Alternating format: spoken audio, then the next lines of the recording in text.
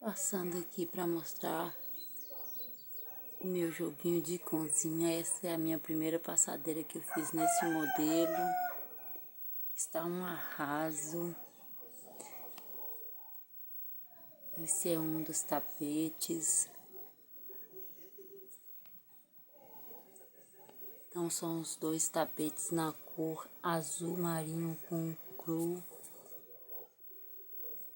As 3 peças. E ficaram lindas. Amei o resultado e o modelo também. E está disponível